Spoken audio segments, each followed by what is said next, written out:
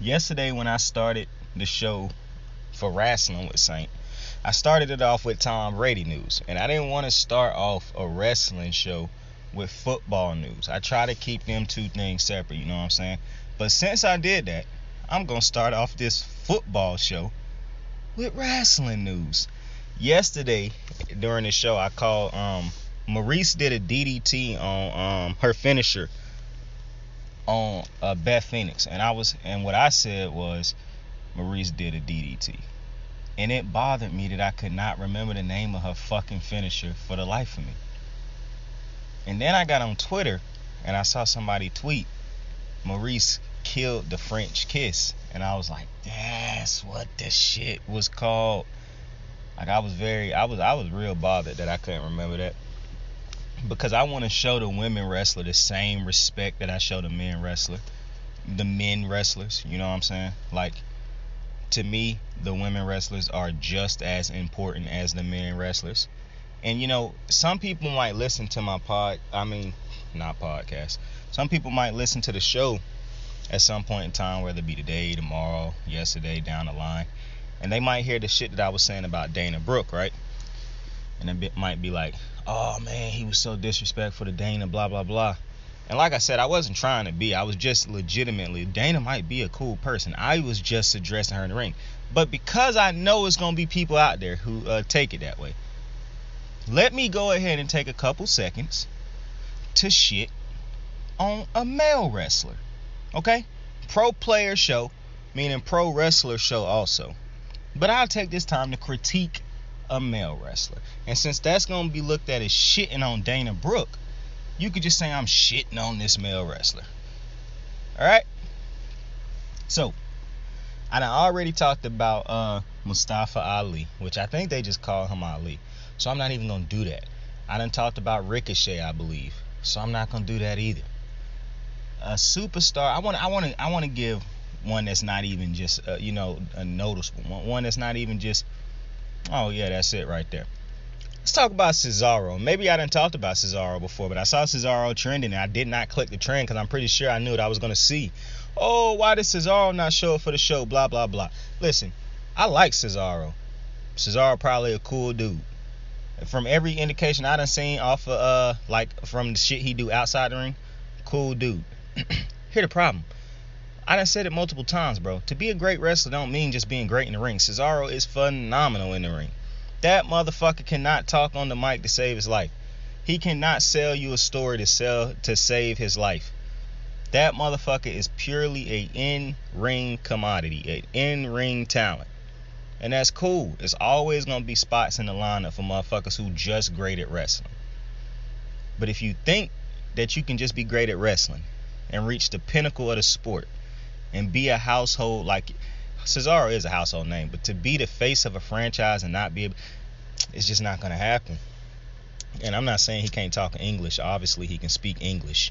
I'm talking about he's not good at selling a story. You know the difference between people who good on the mic and people who bad on the mic. The only difference between Dana and Cesaro, in my opinion, is Cesaro is a phenomenal wrestler. But because he is just as bad on the mic as Dana, it keep him down there in the bottom of the lineup, just like Dana. The only thing to keep him on TV a little bit more is the fact that he's a great wrestler. I know this is going to be hard for some motherfuckers to hear. I know. But it is what it is. It is what it is. Anyways, to Sunday. Yo, I'm so happy that I be putting this caveat, like, I know some people think it's going to be no opportunities to win or blah, blah, blah, but it's a way for the such and such to win. I keep telling y'all that.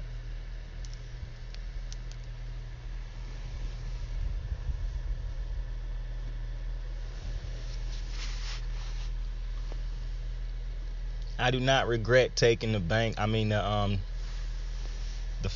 Chiefs to win this game. What I regret is calling back. If you remember, if you don't, all you gotta do is go look at the previous shows. I said coming into the playoffs that my Super Bowl pick for the AFC was the Bengals. And then the next week I said, you know what, let me slow that down. I don't want to pick the Bengals. That's a lot of pressure to put on the Bengals. I'm setting these motherfuckers up for failure. the Chiefs and the Bills done, threw this too many times. They'll probably be the one that represent. Blah, blah, blah. So I reneged on my pick. I should not have done that. Because the motherfucking Bengals just went into Arrowhead. Went down 18 points. And came back and won the game. Now, I know a lot of people going to praise Joe Burrow. And I'm going to give Joe Burrow his respect, too. I've been giving Joe Burrow respect all year. But I'm not finna overhype Joe Burrow because I watched the whole fucking game. I like Joe Burrow. I'm going to give him his credit. But the people who get an MVP from me, the defensive coordinator in the defense for the Bengals.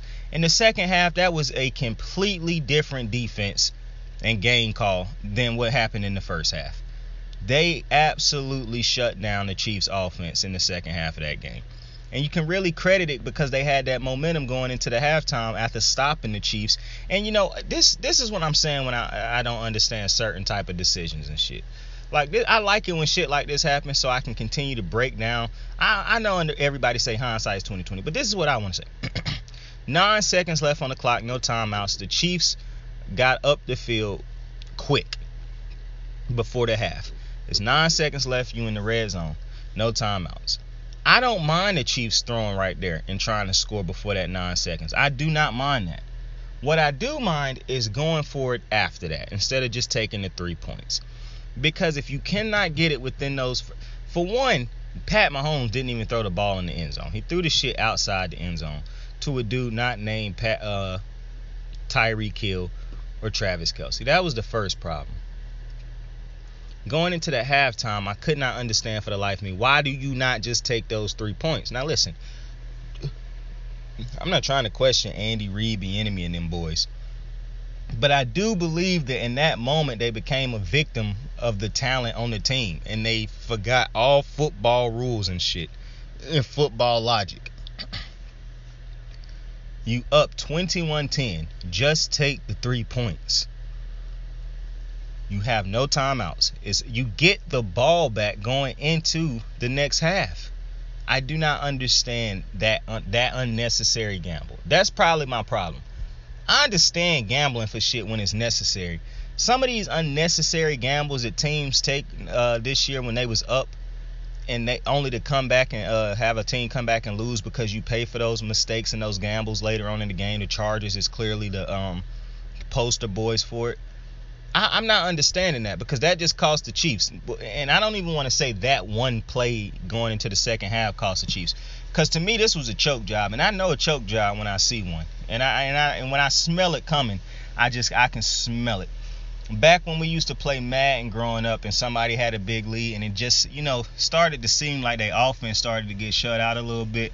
They started to throw a pick here or there. And the other dude started to find ways of scoring. I used to always say, you smell that? Smell like a comeback. Well, this ain't. I'm not a child anymore. This smelled like a choke. I could smell the choke coming. And the reason I say what I said, and this is why I kept saying in the previous show, like it's just so hard for me to take the fact that the Chiefs defense did what they did last week. Like I understand the Bills is the ones that lost, but it took two to tango, and both of them defenses played historically bad last week. And I told you, it is so hard for me to get that image out of my head. What I tell you, every time I talk about Jamar Chase, what do I say? I believe him. Can't nobody stop the motherfucker. That's what it's starting to look like. In this game, they was able to get others involved. Joe Mixon is coming alive in the playoffs for them at the right times.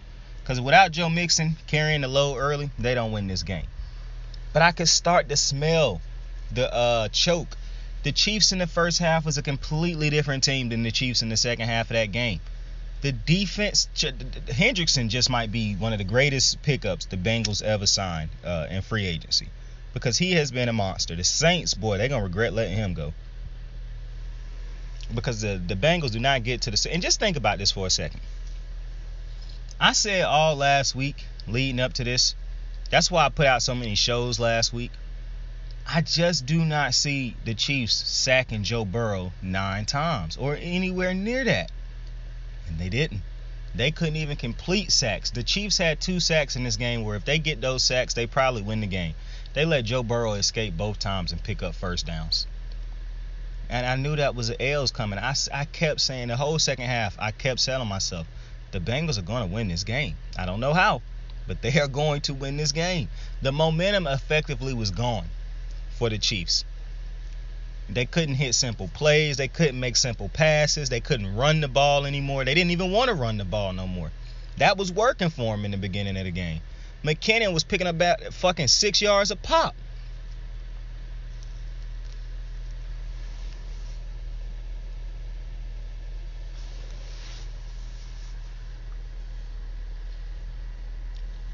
And to me, this is the risk you take when the Chiefs continue to do this dickhead, boneheaded shit that they do just because they have Pat Mahomes.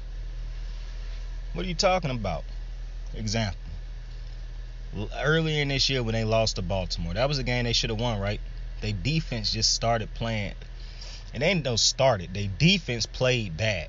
See, Lamar and the offense was beating themselves. Once they stopped beating themselves and they calmed down and they understood, okay, the Chiefs is human too, then they started ripping apart the Chiefs defense. And you want to know why the Chiefs ended up losing that game? Because Pat Mahomes knocked back into reality. He turned the ball over and the defense couldn't stop nobody. You want to know how they lost to the Bengals in the year, at the end of the year? Took big leads, defense got lazy, started giving up big chunk plays, big yards, boom, back in the game. All it takes is a turnover here or there for the offense, boom, you lose the game. It happened, and you can point to other examples of it. The Chiefs defense, and I tweeted this during the game, and this was early in the game. I didn't wait till the second half to tweet this. I saw Joe Burrow pick up, like he was still picking up pretty good yardage once he had settled down. And I kept telling myself, man, if they could just get 1 or 2 stops, they can come back and win. Like I tweeted earlier, I was like, man, this going to be a fucking... Because just off of how easy the Chiefs were moving the ball, I was like, yo, this going to be what the Bills did to the Patriots if the fucking Bengals don't wake the fuck up. Like, and I really should be rooting against the Bengals. And I wanted the Chiefs to win, obviously, because that's who I picked to win. But I'm a fan of football, okay?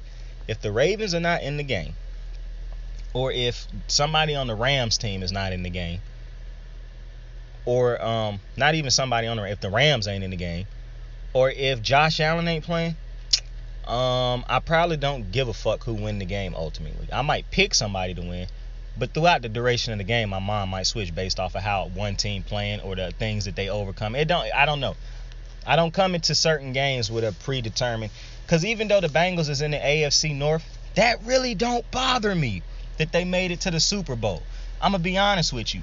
If anything, seeing what Joe Burrow is doing right now, to me, give me hope that the Ravens going to get their act together. Because now that now that Joe Burrow done took his team to the Super Bowl, the clock is ticking. You have to put the team around Lamar to help this man get us to a Super Bowl. It's no excuses. Joe Burrow have everything he need. And I kept telling people that Bengals defense is better than people give it credit. They have an interception every single game in the playoffs this year. Now, I'm taking the Rams in the Super Bowl because I was going to wait to say it. But if you've been listening to me all year, watching the slides and shit like that all year, which I appreciate you if you have, and we're going to keep this thing going. The offseason going to be amazing. I told people in the beginning of the year that the Rams is kind of like my second team, even though I don't really have a second team. I basically adopted the Rams ever since they got Sean McVay and went to LA, because I don't know what it is. And since they got Aaron Donald, because Aaron Donald like my favorite player in the NFL behind Lamar. Even though at times I had like Aaron Donald my favorite player, because I just fuck with him so heavy, bro. And he been in the league longer than Lamar, so I known him longer. And like, I don't watch college football. Even though I told y'all that I watched the majority of Deshaun Watson's career, that's not a lie. And I done watched a lot of Alabama football. But I didn't watch Lamar Jackson in college. I didn't watch Lamar. So I didn't, you know what I'm saying? I knew who Lamar was. I'm not a dumbass. I knew who he was. I knew he won the Heisman. I had seen his highlights, but I had never seen him play a full game and whatnot. And, you know, that's really on the media, because they never showed his passing highlights. So that's why coming into the league, I thought he was only a running quarterback. Like, I didn't know if he could pass or not. The media never showed none of his passing highlights. But if one of them three things ain't in the game, then I'm a fan of just the sport. I don't care who win. You know what I'm saying? I can find a way to root for anybody. I used to be able to do that for basketball. I can't do it no more, bro. I hate the NBA, bro. I love the players. I saw that thing Kyrie where he said he loved Steph. I love Steph. I love Kyrie too, though. Brother Kyrie. I done talked about Brother Kyrie on the on the show this year. We still learning. My homeboy, what's funny is my brother Sin, Coachella, that's what we call him. His name's Sincere, but we call him Coachella. That motherfucker looked just like Kyrie Irving, bro. That's his favorite player, too. And that motherfucker looked just like Kyrie. I remember when me and Sin first met, bro, because we lived in the same apartment complex.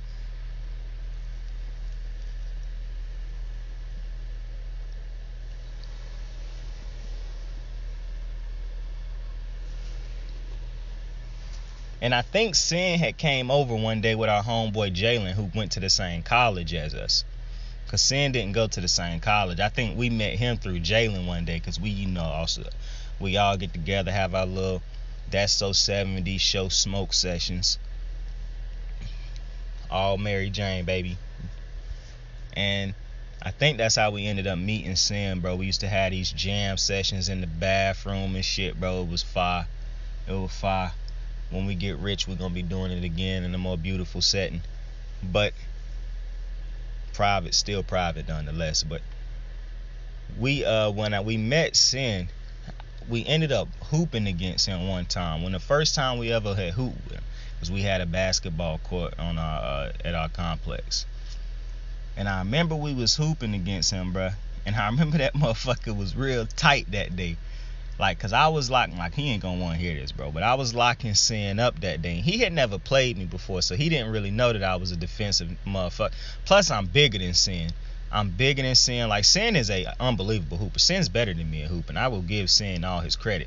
But Sin, I ain't know, you know what I'm saying? Like, Sin know if he could put me on his team, he gonna put me on his team. Cause me and Sin work phenomenal on the same team. It's cause we know each other so well. You know what I'm saying? Like, I love Sin. That's my guy. Now, I call him Sin, and I call him Coach, bro. Y'all motherfuckers got to call that man Coachella. That's legit like my brother. So, I done known him for years now. Me and him done been through the ringer together. We done been through some situations and shit. That is my brother. I can call him whatever the fuck I want to call him. Y'all motherfuckers got to call that motherfucker Coach or Coachella. Like the music festival, but it's spelled with a K. And he an artist. I got to get him to send me some music so I can put on this shit. So when I get big, like I said, he gonna blow up. My other brother who got the track right now, Free Smoke, which I gotta really listen to that shit. That shit is crazy, bro. That Free Smoke, my outro track, that shit is unbelievable, bro. That is an unbelievable track. That's the type of track that motherfuckers should be getting rich off of, but he haven't, and that's unbelievable to me. That's why that will be one of my outro songs. I'm gonna get some shit from, but anyways, Coach looked just like that motherfucker Kyrie, and we was on the court hooping one day, one of the first time we was ever hooping with this motherfucker, and I was locking him up, and he was getting real tight, so I switched off of him because Jalen started going a little bit crazy. Like, Jalen got this sharp ass low point jump shot. Like, he don't got no arc in his jump shot. His shit just like a line drive jump shot. So some days he can hit it, and some days he ice cold. But when Jalen going, he going. Like, and that's what's crazy, because I really wouldn't say he a shooter. Like, I wouldn't say Jalen a shooter. Jalen a hooper too. I wouldn't really say Jalen a shooter as much as he just a scorer. Like, when he get hot and he get heated up, he can get you mid range. He can shoot the three. He can get inside. You know what I'm saying? Like, them motherfuckers, him and Sin both nice. If I had to decide who was the best between him and Sin, it's really a toss-up, because I like playing on both of their teams. Like, I can hoop with both of them. I can stop both of them too, but the harder one to stop when they like really going, it will probably be Sin, because when Sin is hot, Sin not just a scorer. When Sin get hot, that motherfucker can score, he can assist, and Sin can play a little bit of defense if he get happy, bro. Like, Sin not playing no defense. Like, he'll tell you straight up, he ain't playing no defense.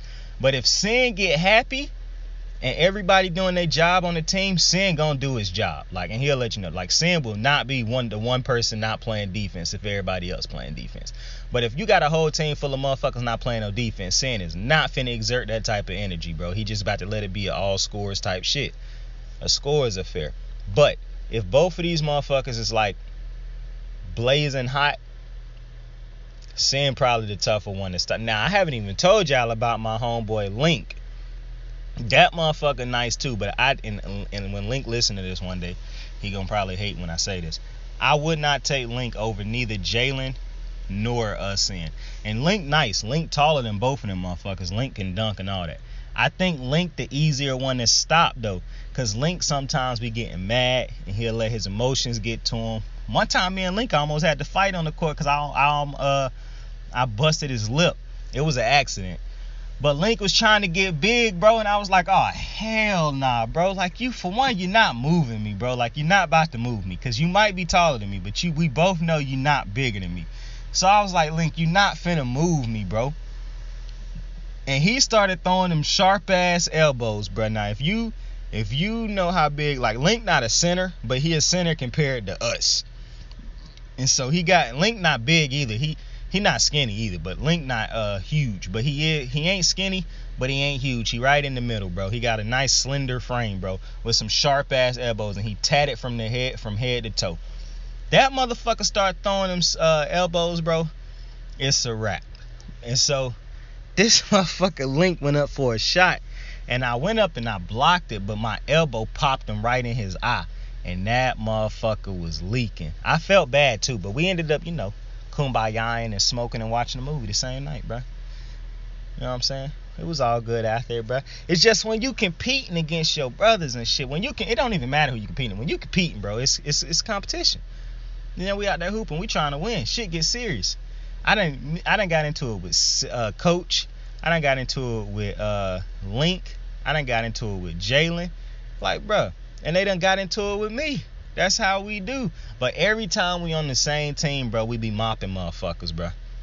On me. When they put us all on the same teams, bro, unless we just having an abnormally bad day, bro, we mopping motherfuckers, bro.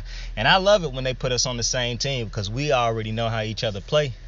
So I'm trying to tell you, bro, I could just play defense all day. I don't even have to be worrying about scoring most of the time. I can score. I don't want motherfuckers thinking that I can't score nothing. I can shoot the mid-range, I can get inside and finish. I cannot dribble. I am not a dribbler. I've never been a dribbler. If I could dribble, that probably could have took me places because I would have been able to, because I can get my own shot and shit like that. That's not the problem. It's just I can't do it consistently because I can't dribble consistently, bro. But if I'm on like a heater, my boy, hey, I'm cash money. Ask my boys, bro. I done beat Sin in the 3-point contest, bro. We had a 3-point contest, and I beat Sin at that. He ain't gonna never forget that shit. I done beat all three of them. I done beat them multiple times and, like, had dominant performances and shit, bro.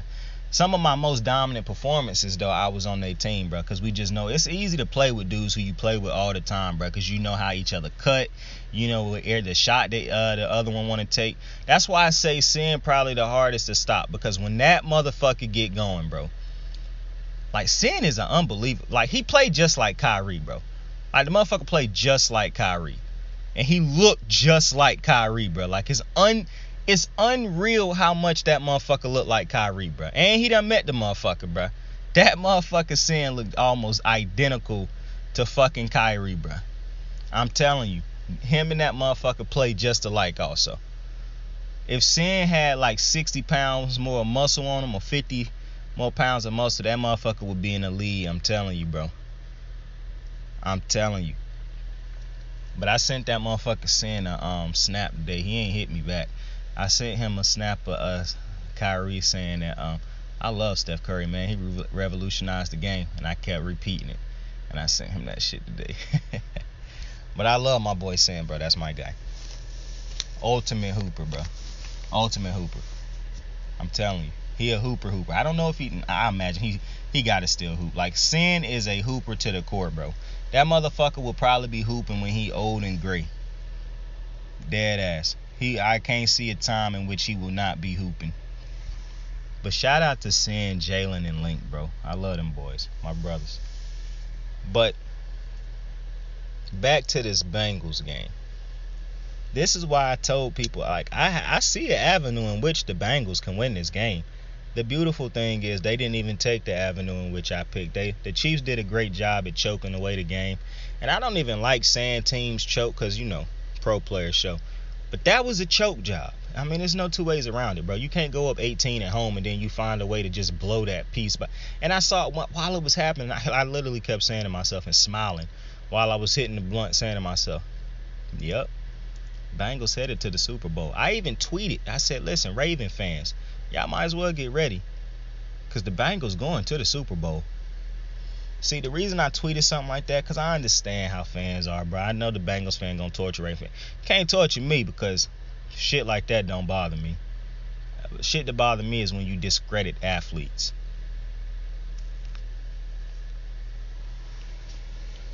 Great was at that.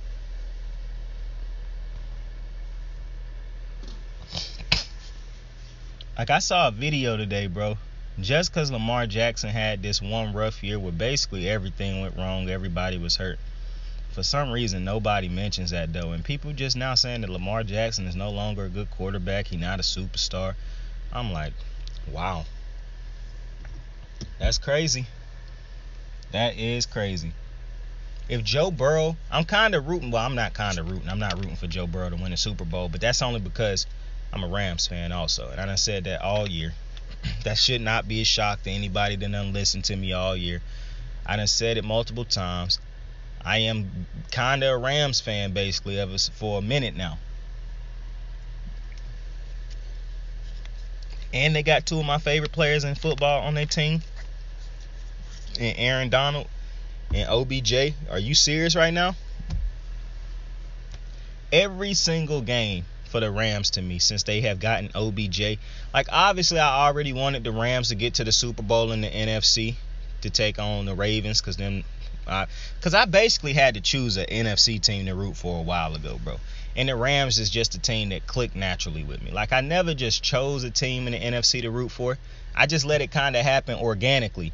And over the years, I never attached myself to no NFC team. Even when I lived in Carolina, even though I live in North Carolina, I couldn't attach myself to the Panthers. I love Cam Newton. Cam Newton is one of my favorite players all time. Could not root for the Panthers, bro. So I just been a Raven fan my entire life. And then naturally, I started to cling on to the Rams. I didn't know if it was Aaron Donald, the vibe, the fact that they constantly feel like they trying to win. I don't know. But naturally, I started to cling on to the Rams. And so that's been my NFC team for like the past, since they got Sean McVay. Put it like that. Since they got Sean McVay. And I'm going to tell you what's funny. Even as a Rams supporter or a fan over the last couple years, because I don't want to act like I'm a hardcore Rams fan, because I haven't been rooting for them as long as hardcore Rams fan. Like, I didn't root for them Rams when they was in St. Louis. You know what I'm saying? I'm literally telling you that I started rooting for the Rams organically. I just naturally started to like them when Sean McVay got there, because Sean McVay was one of the first dudes, and I think this was just a part of my evolution of watching football, where when I watched the Rams, I could see Sean McVay was doing a lot. I was like, oh yeah, Sean McVay is why this team is winning. And then you saw the defense start to get better, and I love that. That's like, it reminded me of when the Broncos got Peyton that first year, and their offense was amazing, defense was atrocious, and they paid for it. And then every point after that, they ended up having a great defense. I want to talk about the Rams, and we're going to talk about the Rams, but I want to move back to the Bengals again, bro, because the Bengals deserve to be talked about, bro. This Colin Cowherd going to bust a nut tomorrow talking about Joe Burrow. But I do want to give Joe Burrow credit, bro, because it do take a certain type of player to be able to stand in there down 18 in Kansas City and not lose your cool. You know, that's big time. In the same breath, Pat Mahomes might just have one of the greatest meltdowns I've seen since watching sports, bro. Like, this was bad, bro. This was bad. You have all your pieces. And this is why I kept saying that I cannot get that game that they played against the Bills last week out of my head. Because when a defense is that bad, bro, You have to think when they play against a good quarterback. And I told y'all, it's not any given Sunday when it comes to the playoffs, because that's usually when you got good teams, especially in this point. Like, people were saying that the Chiefs were going to win. Even like I said, I picked the Chiefs also, but I should have went with my gut, because I picked the Bengals to win I picked them to get to the Super Bowl when the playoffs first started. Like, before the playoffs started and I made my Super Bowl predictions, I said I think the Bengals going to win the AFC and get to the Super Bowl. Why did I think that? Because I could see the evolution Joe Burrow was going throughout the season. He liked throwing the ball deep down the field. That's why you got dudes who end up with just 70 catches for 1,000+ yards on the season. Because that's a team that's picking up big chunk plays. And the one thing that I know is when you're playing against a team that's got a bad defense that only is good when the offense is doing things, but when you finally have to make them settle down and start defending people and they can give up big plays, it's always an avenue for success. And that's exactly what started to happen. You see them start to hit the 40, the 20, the big chunk plays, hitting the 10-yard, picking up third downs.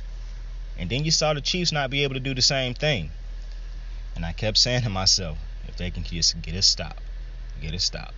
And they did. And it's funny to me because people picked the Chiefs to win this game, especially when they got, when they got to overtime and got the ball first.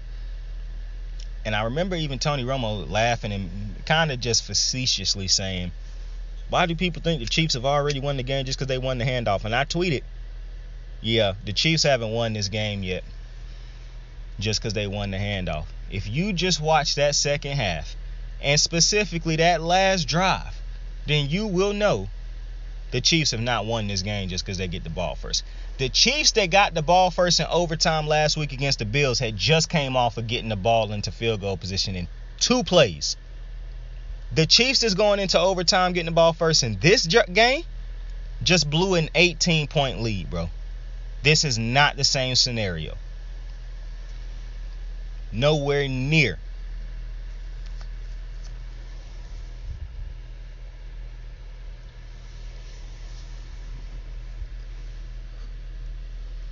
I understand Pat Mahomes was getting the ball, and I understand what Pat Mahomes represent.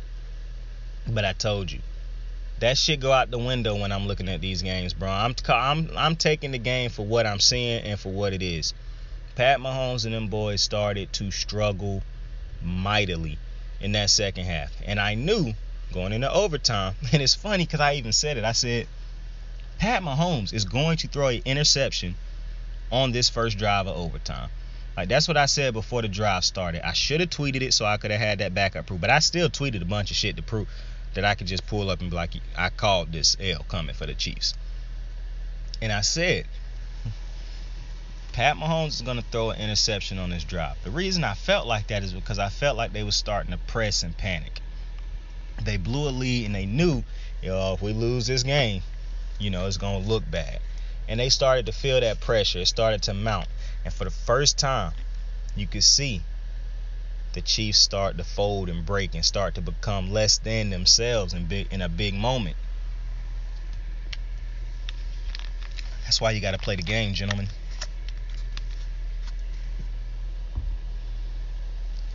Joe Burrow looked calm, cool, and collected. The play calling looked very calm, cool, and collected.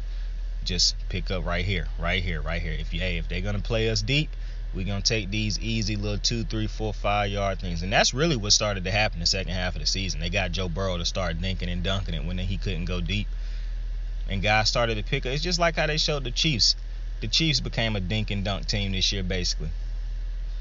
That's what would have saved the Ravens, becoming a dink and dunk team. But Greg Roman is an atrocious play caller, and somehow he is still employed.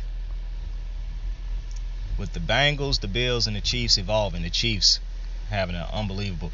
Like, where was Reggie Miller at today, bro? We needed Reggie Miller in the stands, bro. Alright, and you want to know what's crazy? When you lose a game like this, it's funny because the Chiefs done been in situations where they done been down in the playoffs.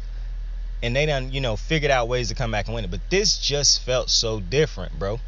Like, they just lost all their mojo, got sucked from them, bro. It was crazy. But congratulations to the Cincinnati Bengals making it to the first Super Bowl in my lifetime. Like, Since I've been alive, the Bengals have never been to the Super Bowl. Some dude on Twitter had tweeted like, bro, I never thought in my lifetime I would see the Bengals get to the Super Bowl. I don't know if I said on here the Bengals will never get to the Super Bowl. I probably was saying that to be a jackass. I don't think I did, but if I did, oh well. But you kind of eventually know that team is going to find a way to get there with Joe Burrow if they can just keep him healthy. The better they get and shit like that. Like, eventually they won't have all three of those receivers because they will get paid by other teams that's desperate and need to overpay a receiver. But when you it's remind me of who was it? The Seahawks getting to the Super Bowl so early in their careers with Russ and with the Chiefs. Well, you got to capitalize when you got these young dudes and you got all this talent on your team, bro. Dead ass, because you could end up like the Ravens, have so many major dudes get hurt. You can end up like the Browns with a window closed very well. Well, you don't end up like the Browns because Joe Burrow is far better than Baker Mayfield, bro. Won't be his house for long. Both dudes in Ohio, Cincinnati, Ohio, Cleveland, Ohio. Real funny which team brought the city back to prominence, which quarterback did that. Real funny. And Cleveland got the better roster, bro. I'm just telling you right now. They don't got the better offensive weapons, so I guess that means everything. And it do, because when you got the better quarterback, that's all that matters. That's all that matters when you got the better quarterback. And Cleveland ain't got like an injury that's like a roster that's absolutely obliterated by injuries like Baltimore, bro. So I ain't trying to hear that shit. If Cleveland's roster was obliterated by injuries at all they key positions, different story. They're not. And I told y'all, bro, this the same receiving core they had when they had Odell. The reason y'all, and for one, Baker don't use the fucking tight ends. Both of those tight ends would be Pro Bowl tight ends with different teams. Austin Hooper has been a Pro Bowler, I believe, with a different team. So bro, y'all not finna convince me that all them dudes on that team trash, bro. And it's funny how you value OBJ and you didn't realize it, because OBJ on Cleveland, everybody thought that was one of the best receiving cores in football. You take him off and now people think that's a garbage receiving core, when actually it's not. OBJ left, and I understand that everybody go down because that pressure is now on you because you can't double OBJ and shit. But you think they trash because Baker midfield is trash. But let's talk about them motherfucking Rams. Boy, headed back to the Super Bowl. This their second Super Bowl under Sean McVay. He finally gets that win against Kyle Shanahan, and he had to earn it. This was a game that was tough for me to pick because unlike the other game that's got two clearly phenomenal quarterbacks, this one only had one good quarterback. And the problem was that the coach is so great that he could out-coach. He could coach his way to a victory. Especially against a team he done seen, 3 times now. But thank God, this is why you go get Matthew Stafford, bro. It wasn't a perfect game by any stretch of the imagination, but he made the plays he had to make. And they're going to kill Jimmy G. I know they're going to slaughter Jimmy G just because I know how the media is. They're going to want to defend Mina Kimes, so they're going to slaughter Jimmy G. Like, I don't understand how that make any type of sense. It's basically bullying what they about to do to Jimmy G. Try to make it seem like he the reason that this is 49. They don't care that he helped them get this far. All they're going to talk about is the fact that they lost this game because of Jimmy G. And they're going to slaughter him. He got absolutely nothing to do with nothing. But they're going to kill him because they want to defend Mina Kimes and they want to push these narratives and their own agendas. So they about to slaughter Jimmy G this upcoming week, bro. The only thing that's going to slow it down is because they're going to be doing a lot of praising of Matthew Stafford and Joe Burrow.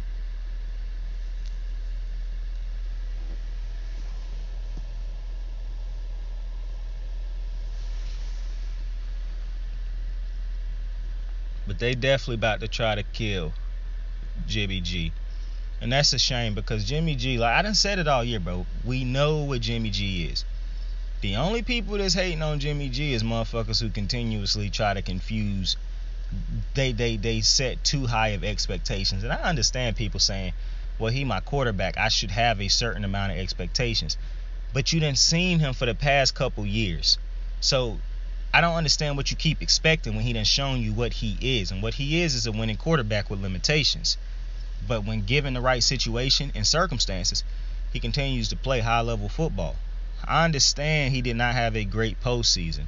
I get that. And I understand that they lost the Super Bowl because he missed a throw. I get that also. But I would like to say Aaron Rodgers haven't got to a Super Bowl since he got to that one. It's a lot of great. Hey, Russell Wilson ain't been to a Super Bowl in a minute. So as much as you want Jimmy G to look like Aaron Rodgers, Russell Wilson, and some of these other high-level quarterbacks, them motherfuckers ain't in the Super Bowl. They also ain't winning at the clip of a Jimmy G at times. Now Aaron Rodgers is, but just because Aaron Rodgers playing that funky-ass division. And I was thinking to myself the other day, do you think the Packers are becoming a losing team in the playoffs because they don't play enough good teams during the regular season? Like I say about the Cowboys, how the Cowboys basically get 6 freebies a season because of them 3 trash cans in their division. The Bengals basically get,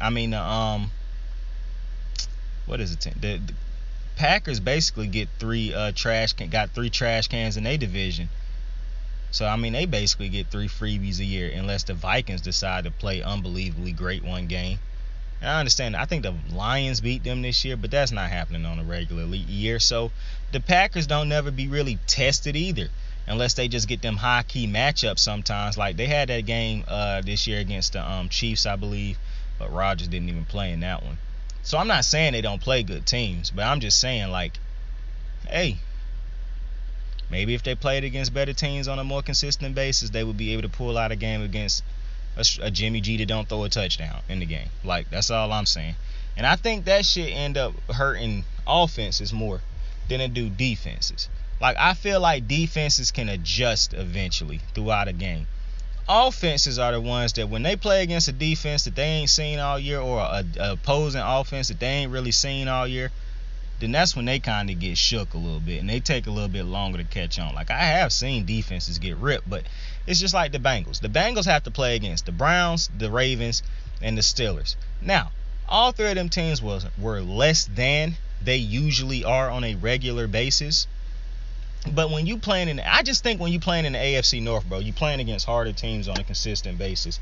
However, when you playing in the NFC West, out there with Seattle, San Fran, the Rams, that the Cardinals, that's a tough division. That's probably the toughest division in the NFC, which is why it's not shocking to me that a team came out of that division. And that'll be like the second time a team come out of that division in the last 3 years. I think you had a team come out of that. I think you had San Fran, Bucks, Rams. No, that'll be like the 4th time, because the Rams, this is the second trip. The Rams done went to the Super Bowl twice in that division since McVay done got there. Kyle Shanahan done been once. That's 3 trips to the Super Bowl for the NFC West in the past 4 years, with Brady being the only person that took another one out of there. And then if you want to keep going, the Seahawks done got to it twice out of that division. Yo, the NFC West kind of lit, bro. The NFC West kind of more lit than I thought, bro. When you really break it down, the NFC West got a lot of dudes coming out of the Super Bowl. Going to the Super Bowl in the last decade, bro. That's crazy. I never really sat down and thought about that, bro. Man, that's crazy what you can think about when you talk it out. That's amazing. That is amazing. And when you think about it, that is a very good coach division. Pete, Cal, McVay. The Cardinals figure out how to get a phenomenal head coach over there. That division gonna get scarier. Man, that's amazing.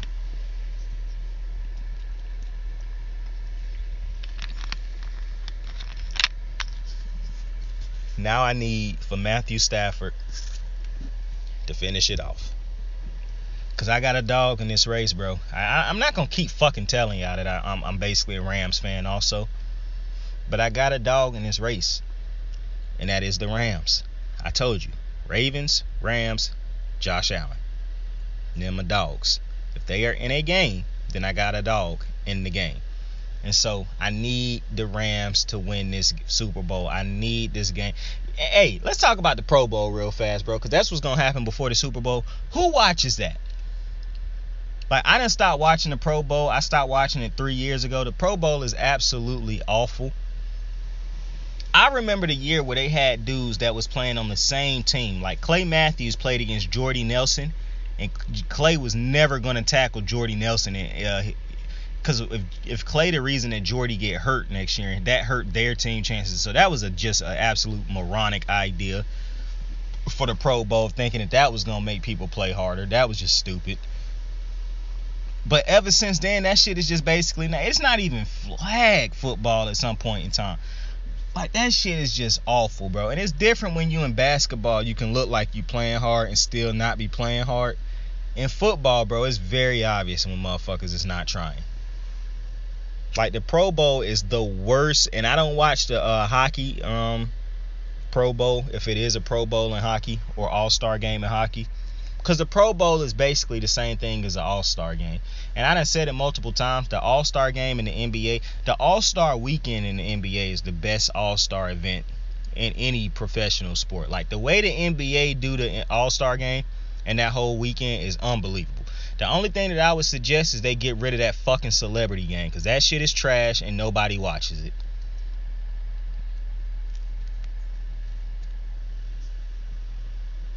Kevin Hart was keeping that shit relevant, and he don't even participate in that shit no more.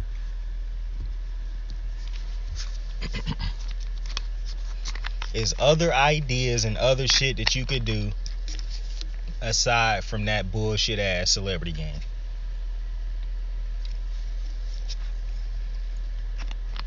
Don't nobody want to see these unathletic celebrities who ain't got no business on a fucking basketball court running around airballing layups left and right, bro. Nobody got the time.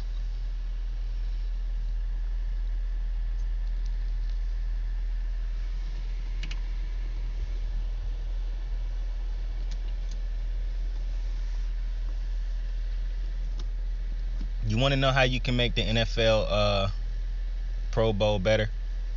You might as well just say fuck the football game, because there's no point, there's no purpose in that, unless you're getting like high schoolers or something like that, and they coach the games, and you know had a high schoolers play. But because the NFL dudes they're not playing hard, bro. They're just not playing hard. They just got through a grueling season.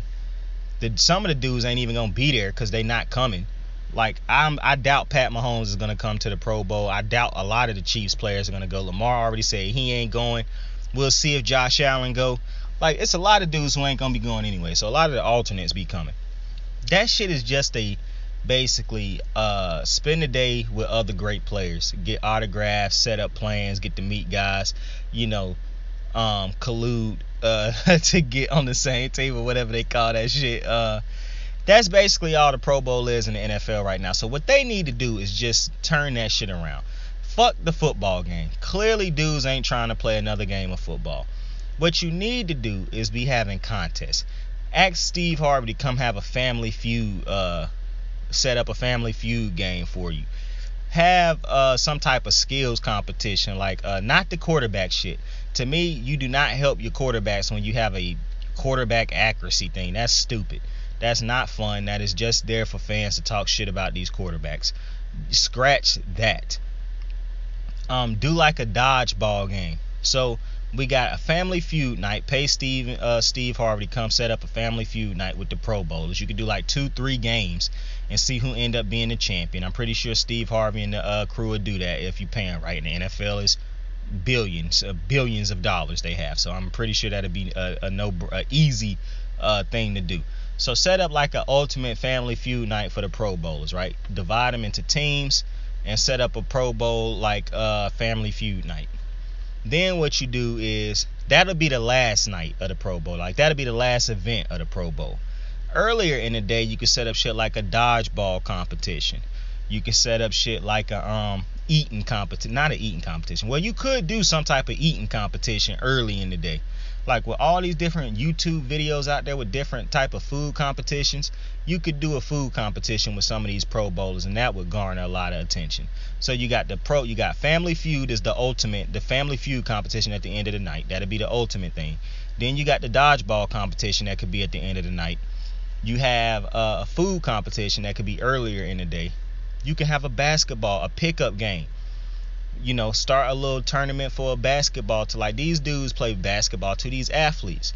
So set up some type of like basketball game, like some type of pickup game, some type of horse game or something like that can get them doing something athletic too. That's not football, so you're not having that worry of them going out there, because like I said, you can look like you're not playing hard in basketball, but people could just look like they trash, and nobody would care. So you can set up a little basketball game. So you got basketball competition, you got dodgeball competition, you got a family feud competition at the end of it all, you got an eating competition early, and maybe you can do something that's pertaining to the fans. Now, y'all know how much I don't like fans, but you could do like some type of fan event, like something that's gonna get the fans hyped, like what Nickelodeon be doing. I can't think of nothing. Well, I got a lot of ideas up here, but I'm just thinking of ways that the Pro Bowl can be better, bro, because there's no purpose of having a actual football game anymore. It's just no purpose. Nobody's playing hard, nobody's trying, unless you want to change the rules to like a sudden death football game, which that could probably be the other event. A sudden death football game. It's not like a real football game, kind of like that Madden KO shit, where it's a pickup game. You put whoever you want on your team. Both offenses start at the 50-yard line. Even I would start them back even further, to be honest with you. You get 4 downs unless you pick up the first down, obviously. You only play offense, so you have to score. As soon as you get that 4th down and you don't convert, then the other team get the ball and they start at the 90-yard line or whatever. And that's how, and the team to get what I would say 4 scores or 3 scores first, that's who win. That would be competitive. And you put some money incentives on the line, like some big money incentives. That's why you got to have younger dudes in the Pro Bowl too who don't make that type of money. Because some of the dudes in the Pro Bowl make millions of dollars a game check, so they don't give a fuck about $1,000 incentives and shit like that. You got to put something on the line. You see how in the All-Star game for the NBA they play competitive in the 4th quarter? How shit get real tight? That's what you got to do, to me, to get this NFL Pro Bowl better. Because the Pro Bowl for the NFL right now is absolute garbage. It's absolute garbage. It's not good. I don't like none of the competitions they be having. I do think they had a dodgeball competition, and that's the only one that's ever interesting. But all the other shit is trash. The games is bad. They don't play. They don't tackle. It's basically just it's not even backyard football. Because in backyard football, motherfuckers try way harder, bro. Dead ass. You could even have like a Madden tournament with these dudes, even though I don't really want to see these motherfuckers play Madden. I would prefer these motherfuckers play something like street football or something like that, like throwback game like that. Because Madden is, I have no interest in seeing motherfuckers play trash ass Madden. But it's so many different ways that I think they need to go about changing the Pro Bowl up, bro, because it just is what it is, bro. You got a 17-game season now, so a lot of these records ain't even going to matter nowadays because people going to be able to shoot through them with the 17 games. So you might as well go ahead and say, yeah, we done entered a new era, so time to switch up the Pro Bowl. And maybe one day you bring back the actual game. But I just don't think that you can keep marching motherfuckers out here for this Pro Bowl trying to get views when clearly this shit is not a good game. Like, this, it's not even a game. So I think they're gonna have to do something about the Pro Bowl, bro. And I'm giving you free game. Like, bro, every idea that I just said would be a fucking hit, bro. I don't understand how they don't got people back there who's thinking of shit like this. Like, how do you not have people that's sitting behind the top guys, creative people, men and women out there for the NFL, that when they coming up with these same bogus, whack-ass ideas, you got somebody who learning behind them who can, oh my God, that's the problem with this generation, bro. You got women not learning from mom how to cook. We're losing recipes. But so, it's crazy, bro. Like, I just think it's a lot of great ideas out there that, could be explored. The NFL should hit me up, bro. That's all I'm saying. I could flip the Pro Bowl around. I'm just telling you right now. The Pro Bowl should be a time where the fans get to appreciate these great athletes after a long season. It should not be a game in which you forcing these dudes to try to go out there and bitch about them not playing hard. Because like I said, I understand them not playing hard. That game has absolutely no value. The little bit of money that's probably on the line is pennies to these dudes. You have to figure out, like I said, the only way I would have a football game is if I did that sudden death type of shit that I was saying, a pick up sudden death type of game, where they in shorts and shit, like in warm-ups and shit, like they're not even wearing pads, because it's not a tackle. And I would put flags on them, because I don't know if I put flags on them. You would have to, I guess, but it'd be so hard because you can't tackle without the pads and shit on. But you also can't have motherfuckers running around trying to catch somebody who like a Tyreek Hill and, making a miss left and right. So the flags got to be something official, or maybe you even go to the team. The thing of the game, that what's going to make the game competitive is not the tackling. It's the fact that it's sudden death and motherfuckers is trying to stop the other team from scoring. Like, this ain't no 4-quarter affair where motherfuckers can just go lollygag around for 4 quarters. No, this ain't that. So that's how you change it. The dodgeball competition will be lit. The Family Feud thing would just be amazing, in my opinion. And I'm not talking about just like one show. No. I'm talking about like you break the entirety of the Pro Bowl roster up into 4 teams, or however many. It's gonna be a special edition of Family Feud. So maybe, I think usually they got 5 or 6 contestants. Maybe you have 7 or 8 this time. But you break those rosters up into 4 teams, or however many teams, because it's got to be even number of teams, so that you can have they go at each other in different rounds. So, and the last team standing win. That'll be lit, and it'll be a cash reward on the line. And I'm trying to tell you, bro, free game for the NFL right now, bro. Come on, bro. You're losing recipes, bro. Hey, free game, free smoke.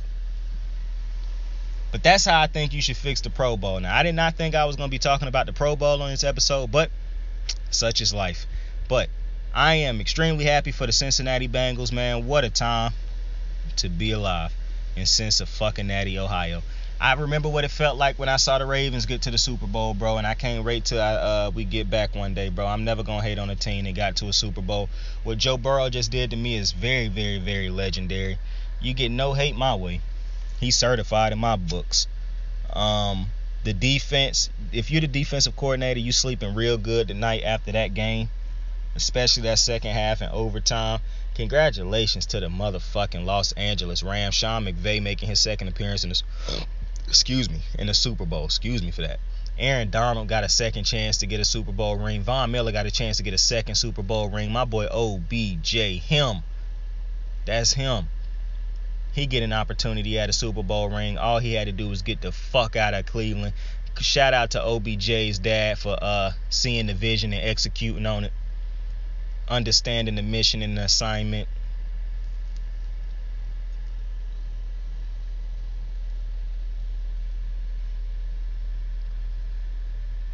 Gotta love a father like that who refused to see his son fail when he know his son ain't the reason he failing right now.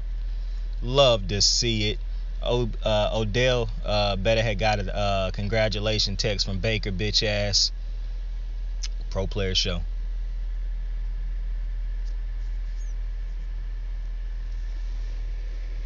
And the Super Bowl is around the corner. Now I know that the NFL can't implement those changes that I just said this week. I get that. I'm aware of that. But that's why y'all gotta help me blow up, so I can help advise these guys on ways to make the Pro Bowl better, to make it a watchable thing, to make it a money grab for them. They like making money. Let me help y'all make some money, bro. I care about the Pro Bowl. You know what I'm saying? Not necessarily that I care about it, but I like the NFL. I think that could be like, you do all this shit for the NFL honors that nobody watch. So why not do something for the Pro Bowl that could get people to watch? And then you could even have the NFL honors night on the same fucking night. After the Family Feud come off, boom, NFL honors or NFL award show. Bam. A whole Saturday night where you basically dominated like your shit was a whole pay-per-view or something. A day-long affair celebrating these dudes. And at the end of the night, you got the last celebratory thing of these dudes. All of them having dinner at tables and whatnot while you got an award show going on. That'd be lit. Bro.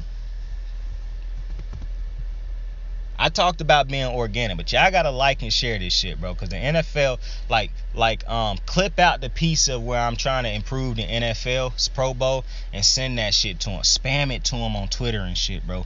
Because we gotta fix the Pro Bowl, bro. This shit is terrible. By the time I blow up, the Pro Bowl will probably still be terrible. So this shit will still be very relevant at the time. So even if you're hearing this 2 years from now, and it done took a long time, if you're hearing it 2, 3, 4, 5, 6 years from now, clip that shit, send it to the NFL, bro. Unless I done become a part of it and we done fixed it by that point. But I'm almost certain they haven't. Because they go through a whole season of trying to make shit happen and worrying about the Super Bowl. They don't give a fuck about no Pro Bowl. That's why they keep marching the same bullshit out there. But congratulations to the Cincinnati Bengals and the Los Angeles Rams on making the Super Bowl. The participants in the 2022 Super Bowl for the NFL. Congratulations. What a time to be alive. I appreciate y'all for joining me, man. I appreciate y'all for joining me. So much content out there. And y'all continue to stop by here. Still highly impressed with Maurice from last night. Man, you can tell that I love WWE because that episode last night was long. And if you listen to that whole shit, boy, I definitely appreciate it. It's worth it. The whole show last night for the Royal Rumble, shit was very much worth it. I loved it. WWE can give me a call and hire me too. Now that'd be a dream job, working with WWE. My God, we're losing recipes. Y'all be easy, man. Tell somebody you love them. Tell somebody you fuck with them, man. Saint out. You ready to make history? Come on now. Yeah. You know there's these 2 words. And when I say them, people get goosebumps because they know what happens next. So without further ado, free smoke.